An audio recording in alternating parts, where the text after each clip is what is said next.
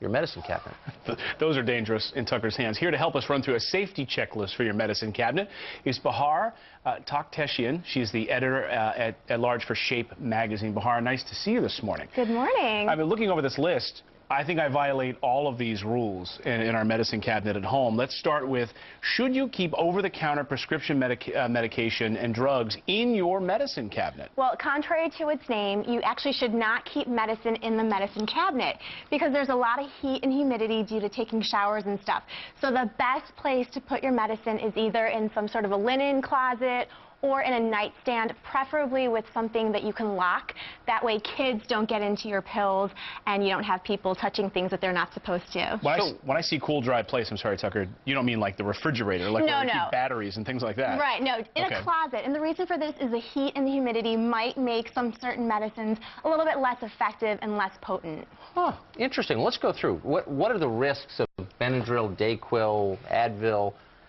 These are potentially poisonous to kids in large amounts? Really, you're just supposed to make sure that you don't keep these in the medicine cabinet. You want to make sure that they're away from the medicine cabinet. Up on a high level. Exactly. Right. What you can keep in there, of course, is your sunscreens, your first aid, like your Band-Aid, your Neosporin, the thermometer. Those are things, your lotions, you can keep those in the medicine cabinet without any worry. Your contact lens solution, that's okay too. What about, I'm going to admit something, because my wife always makes fun of me for the expiration dates on things. I mean, I'll have things for years, and she'll say, of course. These expired years ago. Do certain medicines have a lifespan? That's the third thing on your list here. Absolutely. You need to make sure that you're checking the labels. A lot of these medicines, of course, they do have expiration dates. But when it comes to lotion and makeup, also be aware that you want to make sure that your liquids, whether it's a lotion or a foundation, those typically have a lifespan between 3 months to 6 months. What can happen to your eye? I mean, we noticed some contact solution here. Is that what can happen to your eyes if you use that stuff? With that, you want to make expired? sure, you want to make sure that you're not sharing anything that goes into your eye. So whether it's a contact lens solution, the contact lens case, but definitely check the expiration date on that as well. So what happens if I were to use out-of-date foundation? Well, nothing bad will not that I ever have, happen. but I'm just saying. The idea, though, is that you want to make sure that the ingredients are working as well as they can. So what's great is a lot of these foundations, they have an expiration date on them now, but if they don't, or if you can't see them, general rule, 3 to 6 months, then you should replace it with some new, fresh foundation. Oof. When it comes to powders, though, those can last up to a year.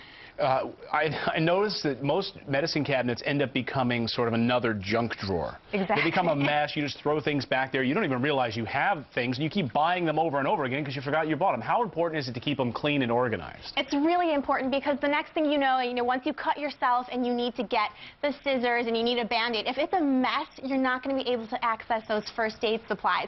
So make sure you organize your medicine drawer and also clean it every month or so with an antibacterial wipe because a lot of bacteria can actually collect in there. So grab one of these like Lysol wipes. You don't need to take everything out, but just move stuff around and just one of the wipe it down. And exactly. Last question, is there any expiration on Band-Aids? Not that I know of, no, because, they're just, I'm sure you could get some good money for that, but no. Band-Aids, of course, paper products, they tend to last the Carter for a long administration, time. I bet those were Super Friends, 1970 Super Friends. They were. They matched my underoos. That's right. Man, I got to get my hands on some of those. Not the underoos. Bahar, thank you so much. If you missed any of these tips, go to foxnews.com. We'll have the full segment up there on our website on the Fox and Friends Weekend link. Thank you so much. Thank you so much. And coming up, 6 years ago,